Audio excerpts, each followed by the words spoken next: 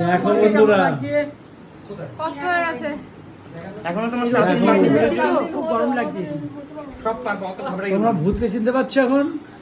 ভূত মানুষ হয়ে গেছে। ভূত মানুষ হয়ে যায়, আর মানুষ ভূত হয়ে যায়, এটা প্রকৃতির নিয়ম।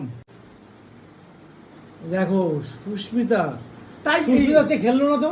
না, আসেনি তো সুস্মিতা আজকে খেলতে আসেনি না? না ও সুস্মিতার ছেলে আর বর এসছে, তোমার জামাই আর দাদু ভাই এসছে, তোমার আচ্ছা, মেয়ে জামাই আসেনি। এসছে। কাকিমাকে কেউ চিনতে পারেনি আজকে। চিনতে পারেনি? না, কমেন্ট করে অবশ্যই জানাবে। আচ্ছা,